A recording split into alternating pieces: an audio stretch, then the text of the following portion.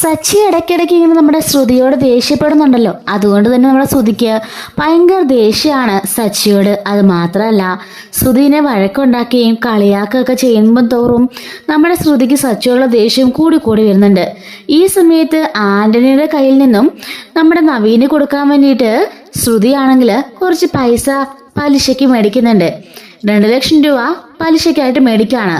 ഈ ഒരു സമയത്ത് സച്ചിയെക്കുറിച്ച് എന്തോ കാര്യങ്ങള് ആന്റണിയും സംഘവും സംസാരിച്ചുകൊണ്ടിരിക്കുന്നത് ശ്രുതി കാണുന്നുണ്ട്. ആന്റണി പറയാണ്, ഇവനെ എവിടെയെങ്കിലും കിട്ടിയാ തട്ടിക്കളഞ്ഞേക്കണം, അത്രയ്ക്ക് ദ്രോഹം ഇവൻ ചെയ്തിരിക്കുന്നത് എന്നൊക്കെ പറയുന്നുണ്ട്. ഈ സമയം ശ്രുതി ചോദിക്കാണ്, അല്ല അത് സച്ചിയുടെ ഫോട്ടോയല്ലേ എന്ന് ചോദിക്കുന്നുണ്ട്. അതെ, സച്ചി തന്നെയാ, നിങ്ങൾക്കറിയാൻ ചോദിക്കുമ്പം എൻ്റെ ഹസ്ബൻഡിന്റെ അനിയനാണ് എന്ന് പറയുന്നുണ്ട്.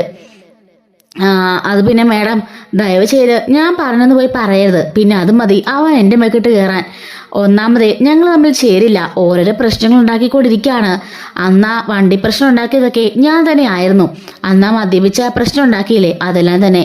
അതിൽ പിന്നെ അവൻ എന്നെ എവിടെ വെച്ച് കണ്ടാലും എന്നെ എടുത്തിട്ടടിക്കാണ്. ഞാനും പണി കൊടുക്കാനൊക്കെ ശ്രമിക്കുന്നുണ്ട് എന്നൊക്കെ അയാൾ പറയുന്നുണ്ട്. ഈ സമയത്ത് ശ്രുതി പറയുന്നുണ്ട്, എങ്കിലേ നിങ്ങളുടെ ഫ്രണ്ട് തന്നെയാണ് ഞാനും അവനിട്ട് അങ്ങനെ പണിയെടുക്കാൻ നോക്കി നടക്കുന്നവളെ തന്നെയാണ് എന്ന് പറയുന്നുണ്ട്. അയ്യോ, സമാധാനമായി. മേഡം എങ്ങാനും പോയി പറയുമോ എന്ന് പേടിച്ചിരിക്കുകയായിരുന്നു ഞാൻ. താങ്ക്സ് ഉണ്ട് എന്ന് പറയുന്നുണ്ട്. എന്നിട്ട് ശ്രുതി പറയാണ്, അവന് എന്തെങ്കിലും പണി കൊടുക്കണമെങ്കിൽ പറഞ്ഞേരെ, ഞാനും കൂടി സഹായിക്കാം. അത്രമാത്രം അവനെന്നെ ദ്രോഹിക്കുന്നുണ്ട് എന്ന് ശ്രുതി പറയാണ്. എന്താ മേഡത്തിനോട് എന്താ അവൻ ചെയ്തത്? എന്താ ചെയ്തെന്നോ ഒന്നും പറയണ്ട.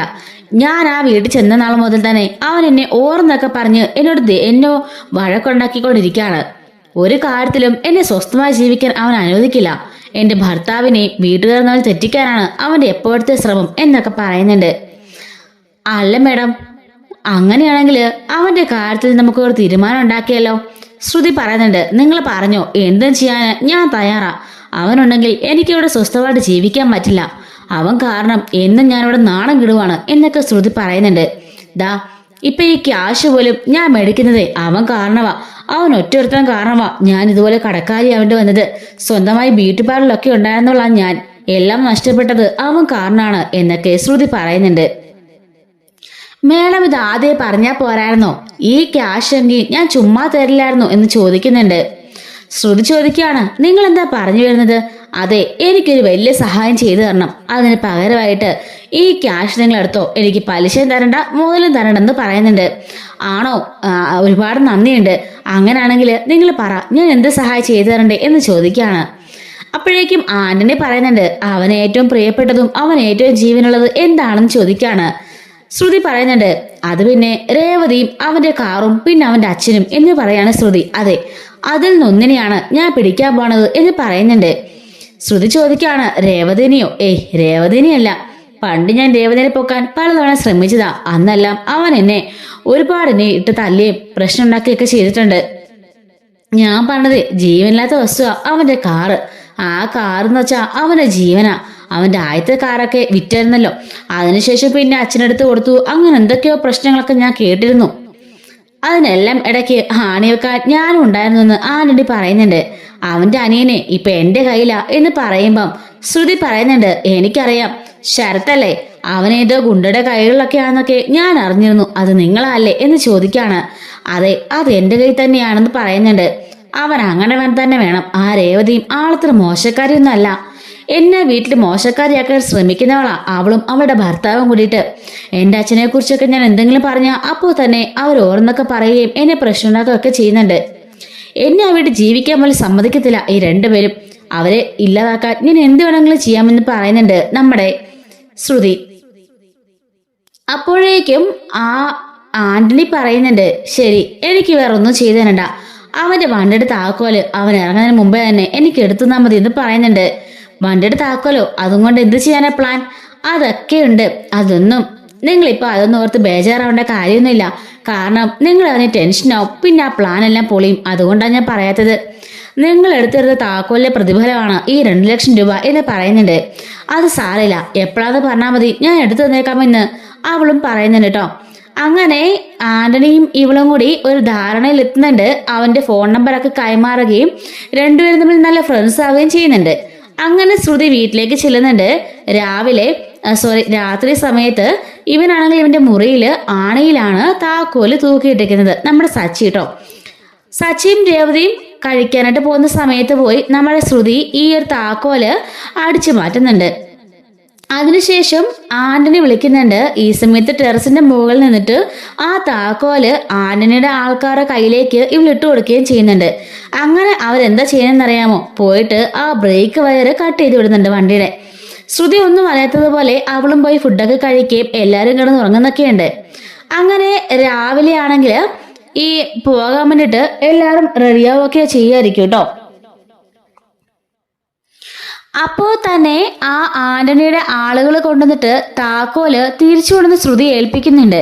ശ്രുതി ആണെങ്കിലോ അത് കിടന്ന അതേ സ്ഥാനത്ത് തന്നെ കൊണ്ട് തൂക്കിയിടുന്നുണ്ട് കേട്ടോ. അങ്ങനെ രാവിലെ നമ്മുടെ സച്ചി ആണെങ്കിൽ ഓട്ടം പോവാൻ റെഡിയാവുന്നുണ്ട്. ഈ സമയത്ത് പല പല കാരണങ്ങൾ കൊണ്ട് അവൻ തടസ്സം വന്നുകൊണ്ടേയിരിക്കുകയാണ്. ആദ്യം പോവാൻ ഇറങ്ങുമ്പോൾ വർഷയും ശ്രീകാന്തും വന്നിട്ട് അവരെവിടെ പോവാണെന്നും എന്തോ ഹെൽപ്പ് വേണമെന്നൊക്കെ പറഞ്ഞിട്ട് ഇവനെ വിളിക്കുന്നുണ്ട്. അങ്ങനെ ഓരോരോ കാര്യങ്ങൾ പറഞ്ഞ് താമസിച്ചുകൊണ്ടേയിരിക്കുകയാണ്. രേവതി ആണെങ്കിലും ഇനിയിപ്പോ ഇത്രയും താമസിച്ചില്ലേ, കാപ്പ് പിടിച്ചിട്ട് പോയാൽ മതി എന്ന് പറയുമ്പം എനിക്ക് രാവിലെ ഓട്ടമുണ്ട്, എനിക്ക് പോണം എന്നൊക്കെ പറയാണ്. അങ്ങനെ ബ്രേക്ക്ഫാസ്റ്റ് ഒക്കെ കഴിഞ്ഞിട്ട് ആ ഓട്ടം ക്യാൻസൽ ആവുന്നുണ്ട്.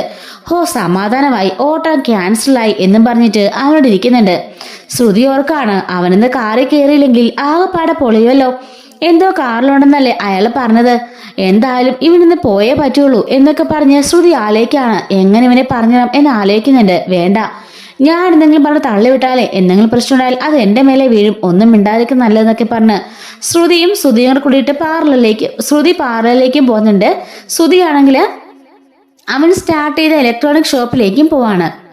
ഈ സമയത്ത് രേവതി ആണെങ്കിൽ അവന് ബ്രേക്ക്ഫാസ്റ്റ് ഒക്കെ കൊടുത്തതിന് ശേഷം അവനെ പറഞ്ഞയക്കുന്നുണ്ട്. അങ്ങനെ നമ്മുടെ സച്ചി പോയിട്ട് കാർ എടുക്കുന്നുണ്ട് കേട്ടോ. കാർ എടുത്തുകൊണ്ട് അവൻ പോവാൻ തുടങ്ങാണ്. അങ്ങനെ പോയിക്കൊണ്ടിരിക്കുമ്പോഴാണ് അവന് മനസ്സിലാകുന്നത് ബ്രേക്ക് വർക്കാവുന്നില്ല കാര്യം. ഈശ്വര, ബ്രേക്ക് വർക്കാവുന്നില്ലോ എന്ന് ആലോചിക്കുകയാണ് അവൻ അങ്ങോട്ടും ഇങ്ങോട്ടും ഒക്കെ വെട്ടിക്കാൻ ശ്രമിക്കുന്നുണ്ടെങ്കിലും ബ്രേക്ക് വർക്കാവുന്നേ ഇല്ല കേട്ടോ. അപ്പോഴാണ് അവന്റെ മുമ്പിൽ കൂടെ ഒരു സ്കൂൾ കുട്ടികളുമായിട്ട് ഓട്ടോ വരുന്നത് അവൻ കാണുന്നത്. ഈശ്വര, ആ ഓട്ടോയ്ക്ക് എങ്ങാനും ഇടിക്കുമോ, മൊത്തം സ്കൂൾ കുട്ടികളൊക്കെ ആണല്ലോ എന്ന് ഓർത്തിട്ട് ആകെപ്പാട് ടെൻഷൻ അടിച്ച് വെപ്രാളം പിടിക്കുകയാണ് നമ്മുടെ സച്ചി. അങ്ങനെ സ്കൂൾ കുട്ടികളെ ഇടിക്കാതിരിക്കാനായിട്ട് വെട്ടിച്ച് കയറ്റി കുറെ ബൈക്ക് ഇരുന്ന സ്ഥലത്തേക്ക് കയറ്റുകയാണ് നമ്മുടെ സച്ചി. അവിടുന്ന് ഒരു ബൈക്ക് താഴെ വീഴുകയും മതിലിടിച്ച് വണ്ടി സ്റ്റോപ്പ് ആവുകയും ചെയ്യുന്നുണ്ട്. അപ്പൊ തന്നെ ആ ട്രാഫിക് പോലീസുകാരൻ ഓടി വന്നിട്ട് സച്ചിയെ പിടിക്കാണ്. സച്ചി പറയുന്നുണ്ട്, അയ്യോ സാർ, ഞാൻ മദ്യപിച്ചിട്ടൊന്നുമില്ല, വണ്ടി ബ്രേക്ക് കിട്ടിയില്ല, അറിയാതെ ഇടിച്ചതെന്ന് പറയുമ്പം എന്റെ വണ്ടി തന്നെ ഇടിച്ച് നശിപ്പിച്ചല്ലാടെന്ന് ചോദിച്ചിട്ട് അയാള് സച്ചിനെ തല്ലാനൊക്കെ നോക്കുന്നുണ്ട്. സച്ചി കൈ കയറി പിടിച്ചിട്ട് പറയാണ്, സാറേ എന്തിനാ തല്ലുന്നത്, ഞാൻ പറഞ്ഞല്ലോ ബ്രേക്ക് കിട്ടിയില്ല, ബ്രേക്ക് കിട്ടാഞ്ഞപ്പം ആ പോയ സ്കൂൾ വണ്ടി കണ്ടോ, ആ കുട്ടികളെ ഇടിക്കാതിരിക്കാൻ വേണ്ടി ഞാൻ ഇങ്ങോട്ടേക്ക് വെട്ടിച്ച് കയറ്റിയതാ, എന്റെ വണ്ടിയും പോയി സാറ് ബ്രേക്ക് ഇല്ല സാർ എന്ന് പറയുമ്പം ഇല്ലടാ ഞാൻ സമ്മതിക്കില്ലടാ, നീ മനപ്പുറം തന്നെ ഇടിച്ചു കയറ്റിയതാണ് എന്ന് പറയുന്നുണ്ട്. സാറിന് എനിക്ക് അറിയത്തുകൂടിയില്ല, ഞാൻ പിന്നെ എന്തിനാ ഇടിച്ചു കയറുന്നതെന്ന് ചോദിക്കാണ്. അല്ല, നീ മനഃപൂർവ്വം ചെയ്ത് തന്നെയാണെന്നും പറഞ്ഞുകൊണ്ട് സച്ചിയോട് വഴക്കുണ്ടാക്കാണ് ആ പോലീസുകാരൻ. അങ്ങനെ പോലീസുകാരൻ അവന്റെ പേരിൽ കേസ് ഫയൽ ചെയ്യുകയും ആ വണ്ടി പിടിച്ചെടുക്കുകയൊക്കെ ചെയ്യുന്നുണ്ട്. അങ്ങനെ ഒരു കോൺസ്റ്റബിളിനോടും ഇയാൾ പറഞ്ഞു വെക്കുന്നുണ്ട്, ഇവന് മദ്യപിച്ചിട്ടുണ്ടായിരുന്നു, വണ്ടിക്കൊരു കുഴപ്പമില്ലായിരുന്നൊക്കെ പറഞ്ഞു വെക്കുകയാണ്. രേവതി ആണെങ്കിൽ ആ കോൺസ്റ്റബിളോട് കരഞ്ഞു പറയുന്നുണ്ട്, സാറേ എന്റെ ഭർത്താവിന് ആ വണ്ടി നശിച്ച ജീവനാ, ദയവ് ചെയ്ത് അതിന്റെ മേലെ കളിക്കില്ലെന്നൊക്കെ പറഞ്ഞ് ആ ഒരു കോൺസ്റ്റബിളിനോടും അതുപോലെ തന്നെ ആ ട്രാഫിക് പോലീസിനോടും പറയുന്നുണ്ട്. എങ്കിലും അവരൊന്നും കേൾക്കാൻ തയ്യാറാവുന്നില്ല കേട്ടോ. അങ്ങനെ ഇൻസ്പെക്ടർ അവിടെ വരുന്നുണ്ട്. അപ്പം നമ്മുടെ സച്ചി പറയുന്നുണ്ട്, സാറേ സത്യമായിട്ടും പറയാണ്, ആ വണ്ടി എന്നൊരു സ്കൂൾ കുട്ടികളെ ഇടിക്കാൻ പോയി, അതിന്ന് ഞാൻ വെട്ടിച്ചെടുത്താണ് അങ്ങനെ അപകടം സംഭവിച്ചത്. സാറിന്റെ വണ്ടിയാണെന്നും എനിക്കറിയില്ലല്ലോ, വണ്ടി ഓടിക്കുന്നത് ഞാൻ കണ്ടു, എന്തായാലും വണ്ടികൾ ഇടിക്കുമെന്ന് മനസ്സിലായി, പക്ഷെങ്കിൽ ആ കുട്ടികളെ രക്ഷപ്പെടുത്താൻ വേണ്ടിയിട്ടാണ് ഞാൻ ചെയ്തതെന്നൊക്കെ സച്ചി പറയുന്നുണ്ട്. കോൺസ്റ്റബിളിനോട് ചോദിക്കുകയാണ് എന്താ സംഭവിച്ചതെന്ന്. ഈ സമയത്ത് ആ പുറകെ നിന്നുകൊണ്ട് രേവതി കൈകൂപ്പി കാണിക്കുന്നുണ്ട്, ദയവ് ചെയ്ത് സത്യം പറയാന്ന് പറഞ്ഞുകൊണ്ട്. അപ്പോഴേക്കും ആ ട്രാഫിക് പോലീസുകാരെ കണ്ണടച്ച് കാണിക്കുകയാണ്, ആ കോൺസ്റ്റബിളിനോട് പറയരുതെന്ന് പറഞ്ഞു കേട്ടോ. ശരിക്കും ഇവർക്കിടയിൽ ഒരു ഈഗോ ക്ലാഷ് ഉണ്ടാവുകയാണ്. അതാണ് കേട്ടോ കാരണം ഈ ഒരു നമ്മുടെ സച്ചിയും അതുപോലെ തന്നെ ട്രാഫിക് പോലീസുമായിട്ട്. അതേ സമയത്ത് തന്നെ ആ കോൺസ്റ്റബിൾ പറയുന്നുണ്ട്, സാറേ ഇയാൾ പറഞ്ഞതൊക്കെ ശരിയാണ്, ഇയാളുടെ വണ്ടിക്ക് ബ്രേക്ക് ഔട്ടും ഉണ്ടായിരുന്നില്ല. ഞാൻ പോയിട്ട് ആ വണ്ടി എടുത്തുകൊണ്ട് വരുന്ന വഴിക്കും വണ്ടി ഇടിക്കാൻ പോയി, മതിലിടിച്ചാണ് ഞാനും വണ്ടി നിർത്തിയത്. പിന്നെ ഒരു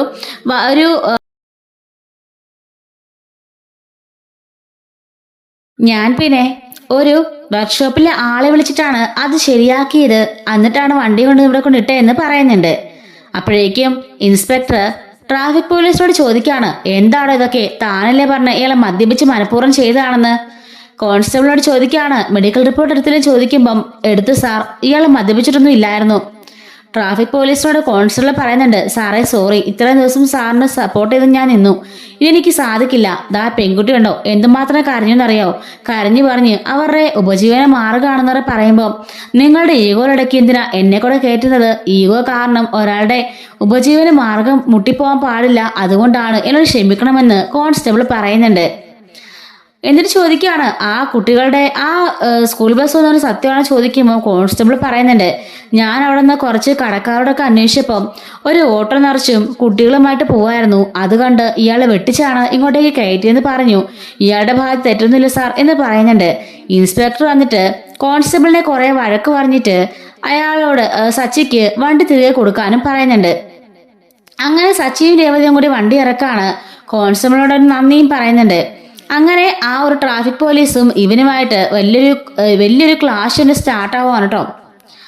അങ്ങനെ നമ്മൾ സച്ചി വണ്ടിയെ നോക്കുമ്പോൾ വണ്ടി 2 തവണ ഇടിച്ചല്ലോ, അതുകൊണ്ട് തന്നെ എൻ്റെ ഫ്രണ്ട് എല്ലാം തകർന്നിരിക്കുകയാണ്.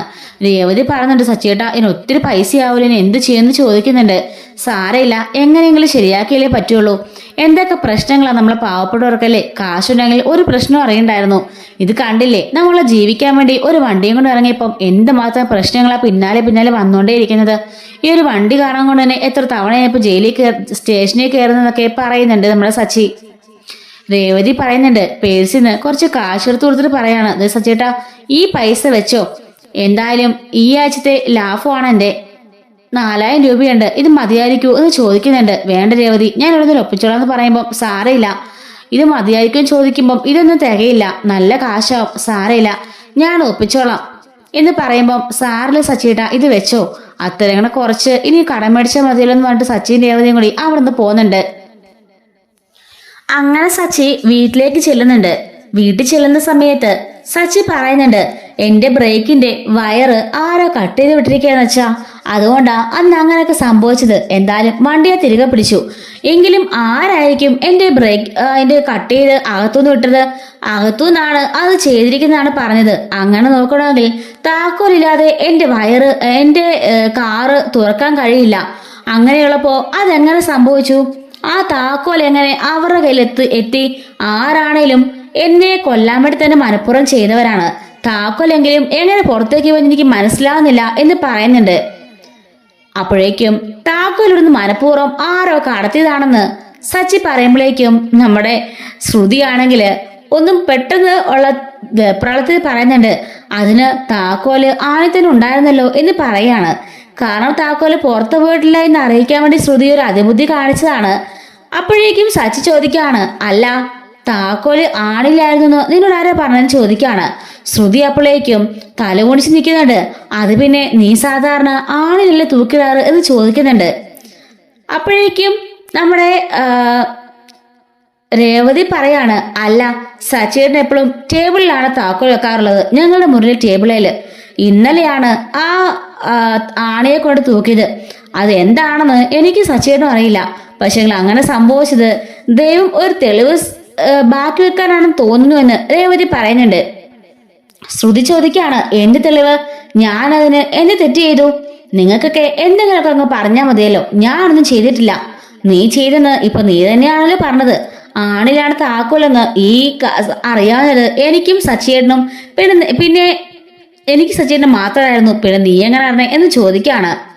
എല്ലാവരും ശ്രുതിയെ സംശയിച്ച് നോക്കാണ്. അപ്പോഴേക്കും അങ്ങോട്ടേക്ക് രേവതി അടുത്ത് ചോദിക്കാണ്, സത്യം പറടി, നീയാണോ ആ താക്കോലെടുത്തെന്ന് ചോദിക്കുന്നുണ്ട്. അച്ഛാ ആന്റി അങ്കിൾ കണ്ടോ, ഞാനെന്തിനാണ് ആ താക്കോലെടുക്കുന്നത്? എനിക്കതിന്റെ ആവശ്യം എന്താ ഉള്ളത്? എനിക്ക് അതിന്റെ ആവശ്യമില്ല. അല്ലെങ്കിൽ തന്നെ കാർ തുറക്കാനോ അതിലെ സാധനങ്ങൾ നോക്കാനൊന്നും എനിക്കറിയില്ല. സച്ചി പറയാണ്, നിനക്കറിയില്ലായിരിക്കും, പക്ഷെ പുറത്തേക്ക് ശത്രുക്കളുണ്ടെന്ന് നിനക്കറിയായിരിക്കല്ലോ, അവർക്കാ നീ ഹെൽപ്പ് ചെയ്തെങ്കിലോ? അപ്പോഴേക്കും നടന്ന സംഭവങ്ങളൊക്കെ സച്ചി അതുപോലെ പറയുന്നില്ലെന്നോർത്ത് പേടിച്ചു നിൽക്കുകയാണ് ശ്രുതി പറയുന്നുണ്ട്, ഇല്ല എനിക്കൊന്നും അറിയില്ല, ഞാനൊന്നും ചെയ്തിട്ടില്ല, വെറുതെ നീ എന്നെ പഴിച്ചേറി നിൽക്കണ്ട എന്നും പറഞ്ഞിട്ട് പോകുന്നുണ്ട്. അങ്ങനെ രാത്രിയാവാണ്. ശ്രുതി മുറിയിലിരിക്കായിരിക്കും. ഈ സമയത്ത് രേവതി അകത്ത് കയറി കഥ അടയ്ക്കുന്നുണ്ട്. ശ്രുതി ചോദിക്കുകയാണ്, നീ എന്താ കഥയൊക്കെ ലോക്ക് ചെയ്തത്? അതെന്താണെന്ന് നിനക്കറിയണോ? സത്യം പറടി, എന്റെ ഭർത്താവിനെ അങ്ങനെ കൊല്ലാൻ നോക്കിയത് നീയാണോ? ഞാനൊന്നുമല്ല, എനിക്കറിയത്തില്ലെന്ന് പറയുമ്പോഴേക്കും ശ്രുതിയുടെ കർണത്തടിക്കാണ് രേവതി. എന്നിട്ട് കവളത്ത് പിടിക്കുന്നുണ്ട്. നീ എന്താടി ഓർത്തത്? ആരൊന്നും അറിയില്ലെന്നോ? എല്ലാം ഞങ്ങൾക്ക് മനസ്സിലായി, നീ തന്നെ ആ ആന്റണിയെ സഹായിച്ചത് അല്ലേ എന്ന് ചോദിക്കാണ്. ഞാനോ ആന്റണിയോ എനിക്കൊന്നും അറിയില്ല എന്ന് പറയുന്നുണ്ട്. നീ ഒന്നും പറയണ്ടടി, ഞങ്ങൾക്ക് ഇഷ്ടംപോലെ ആൾക്കാരുണ്ട് പറഞ്ഞിടാനായിട്ട്. അവര് പറഞ്ഞു നീ ആന്റണിയുടെ മുറിയിൽ നിന്നും ഇറങ്ങി പോന്ന കണ്ടെന്ന്. അതുപോലെ തന്നെ ടെറസിന്റെ മുകളിൽ താക്കോൽ എറിഞ്ഞു കൊടുത്ത് ആന്റണിയുടെ ആൾക്കാർക്ക് കൊടുത്തു ഞാൻ അറിഞ്ഞു. ഇത് ഞാനിപ്പോ പോലീസുകാരോട് പറയണോ? തെളിവ് സഹിതം CCTV നിന്റെ ഫോണിന്റെ കോൾ റെക്കോർഡ് സഹിതം തെളിയിക്കണോടി എന്ന് ചോദിക്കുകയാണ്. അപ്പോഴേക്കും ശ്രുതി ഒന്നും മിണ്ടുന്നില്ല. നിനക്ക് നാണമില്ലേ? നിന്റെ ഭർത്താവിന്റെ സ്വന്തം അനിയനല്ലേ അത്? അയാളെ തന്നെ കൊല്ലാൻ നോക്കാൻ നിനക്ക് നാണമില്ലേ എന്ന് ചോദിക്കാണ്. ശ്രുതി അപ്പൊ പൊട്ടിത്തെറിച്ചുകൊണ്ട് പറയുന്നുണ്ട്, എപ്പോഴും നിന്റെ സച്ചിയേട്ടനുണ്ടല്ലോ, അങ്ങനെ എന്തൊക്കെയാ കാണിച്ചു കൂട്ടുന്നത്? എന്നെയും എന്റെ വീട്ടുകാരെയൊക്കെ അപമാനിക്കല്ലേ? എന്നെ എത്ര തവണ അയാൾ അപമാനിച്ചിട്ടുണ്ട്, എന്റെ ഭർത്താവിനെയും. അയാളുടെ വായടിച്ച് അടങ്ങിയിരിക്കാൻ പറ, അപ്പൊ ഇങ്ങനെയുള്ള പണിയൊന്നും കിട്ടില്ല. അതെ, ഞാൻ തന്നെ ചെയ്തത്. ആനന്റെ താക്കോൽ തരാൻ പറഞ്ഞു, ഞാൻ താക്കോൽ എടുത്ത് കൊടുക്കുകയും ചെയ്തു. അതിന് ചെയ്തത് തന്നെയാണ്. ഇത് ഞാൻ ഏത് കോടതിയിലും പറയും എന്ന് പറയുന്നുണ്ട്. നിന്റെയൊക്കെ മനസ്സ് കഷ്ടം തന്നെ. ഞാനെന്തായാലും ഇതിവിടെ ആരോട് പറയാനൊന്നും പോകുന്നില്ല. കാരണവേ പറഞ്ഞ അവർക്കൊന്നും താങ്ങാൻ സാധിക്കില്ല. നിന്നെ അപ്പത്തന്നെ അടിച്ചു വിട്ടുന്ന അച്ഛനും സച്ചിനും കൂടെ പുറത്താക്കും.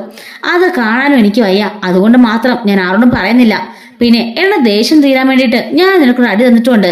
അത് മതി എനിക്ക് സമാധാനമാവാൻ. എന്റെ സച്ചിയുടെ നില സംഭവിച്ചതെങ്കിൽ ഇതൊന്നും ആയിരിക്കില്ലായിരുന്നു. നിന്നെ ഞാൻ കൊന്നേനെ എന്ന് പറയാണ് രേവതി. ശ്രുതി ആകെപ്പാടെ പേടിച്ചു വരച്ച് നിൽക്കുന്നുണ്ട്. അവിടുന്ന് രേവതി ഒരു മാസമായിട്ടൊക്കെ ഇറങ്ങി പോകുന്നുണ്ട് കേട്ടോ. ശ്രുതി ഓർക്കാണ്, അവളുടെ കയ്യിൽ നിന്നൊക്കെ അടി വിളിക്കേണ്ട അവസ്ഥയായല്ലോ. സാരയില്ല, എന്തായാലും അവരുടെ കുറച്ചു ദിവസമായിട്ട് നല്ല പണിയാണ് കിട്ടിക്കൊണ്ടിരിക്കുന്നത്. ആ വണ്ടി ശരിയാക്കുന്നതിന് എങ്ങനെ പോയാലും നല്ല തുകയാവും. അത് മതി. എന്നോട് ഓർന്നൊക്കെ പറയുന്നതിന് അവൻ ഇത്രയെങ്കിലും ശിക്ഷ കൊടുക്കണം. എന്തായാലും ആന്റണിയുമായിട്ടുള്ള കൂട്ട് വിട്ടുകളയണ്ട. ഇതുപോലെ ഇടയ്ക്കിടയ്ക്ക് അവർ സഹായം ചെയ്തു കൊടുത്താലേ അവന് നല്ല കാശും കിട്ടും എന്ന് ഓർക്കാം കേട്ടോ ശ്രുതി.